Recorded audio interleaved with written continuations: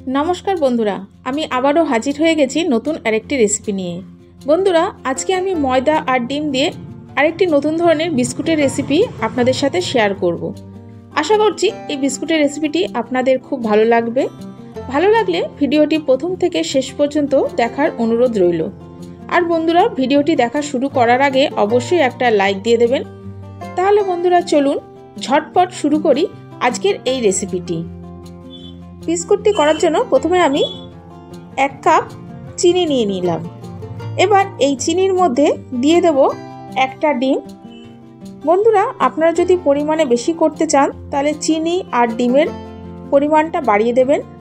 এবার ডিমের সাথে চিনিটাকে খুব ভালোভাবে ফেটিয়ে নিতে হবে।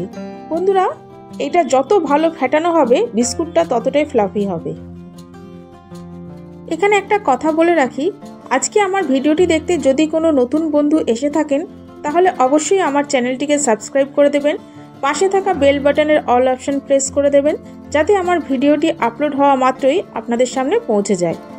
দেখুন বন্ধুরা ডিম আর চিনিটা ফেটানোর পর কালারটা কীরকম চেঞ্জ হয়ে গেছে। এই রকম কালার চেঞ্জ হয়ে গেলে ভাববেন ফেটানোটা খুব ভালো হয়েছে। এবার এর মধ্যে দিয়ে দিচ্ছি সামান্য লবণ। লবণ দিয়ে আরেকটু মিশিয়ে নিচ্ছি।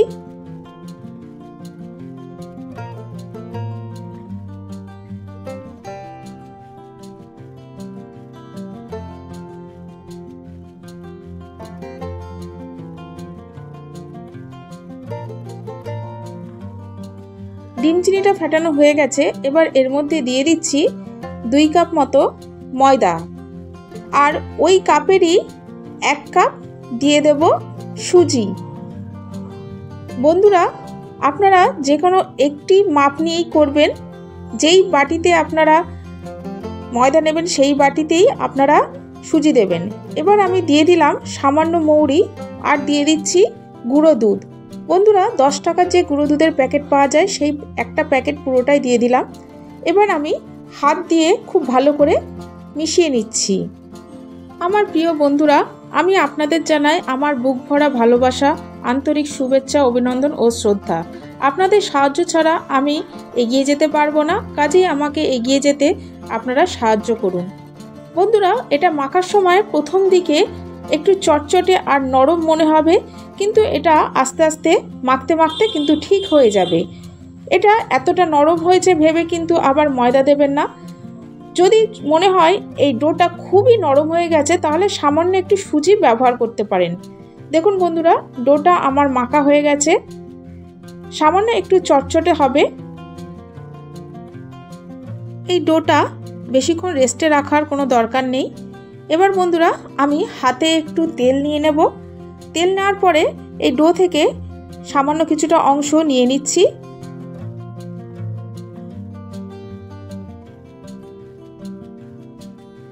দুটো হাতে তালুতে নিয়ে প্রথমে আমি গোল করে নেব, তারপরে একটু লম্বা করে দুই দিকটা সরু করে নেব, একদম পটলের মতো। আপনারা নিজেদের মতো শেপ দিয়ে করতে পারেন।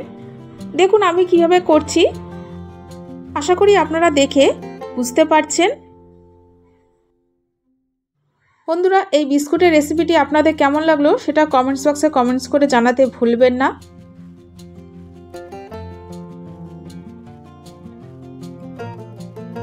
দেখুন বন্ধুরা আমি সবকটা বিস্কুট একইভাবে করে নিয়েছি। এবার এগুলোকে ভেজে নেব। তার জন্য কড়াইতে আগে থেকে আমি তেল গরম করে রেখেছিলাম। তেলটাকে খুব ভালো করে গরম করে এই বিস্কুটগুলোকে একটা একটা করে আমি ছেড়ে দিচ্ছি। বন্ধুরা এই সময় কিন্তু গ্যাসের ফ্লেমটা একদম লোতে করে দিতে হবে।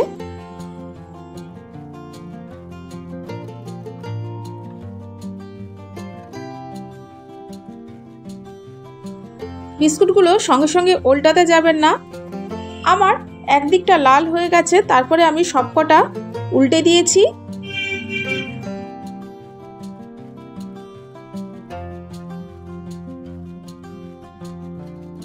বন্ধুরা আশা করি আপনারা দেখতে পাচ্ছেন বিস্কুটের গাগুলো কি সুন্দর ফেটে গেছে। যখন এই বিস্কুটের গাগুলো এইভাবে ফেটে যাবে তখন বুঝবেন যে বিস্কুটটা আপনার একদম পারফেক্ট তৈরি হয়েছে।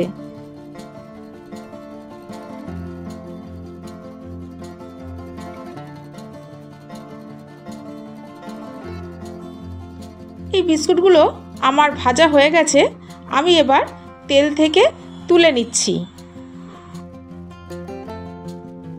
আমি প্রথমবারে সব বিস্কুট ভাজতে পারিনি, পরের বারে যেই বিস্কুটগুলো বাকি ছিল সেগুলো আস্তে আস্তে তেলের মধ্যে দিয়ে দিচ্ছি এবং এই একইভাবে আমি ভেজে নেব। এইভাবে বন্ধুরা আপনারা একবার বিস্কুটগুলো করে দেখুন, খেতে ভালো লাগবে এবং বারবার করতে ইচ্ছা হবে। এই পরের বারের বিস্কুটগুলো ভাজা হয়ে গেল, এগুলোকে আমি তুলে দিলাম। এইভাবে আমার তৈরি হয়ে গেল ডিম আর ময়দা দিয়ে বিস্কুট। তাহলে বন্ধুরা আজকে আসি, আবার দেখা হবে নেক্সট এপিসোডে নতুন কোনো রেসিপির সাথে। ততক্ষণ ভালো থাকবেন, সুস্থ থাকবেন।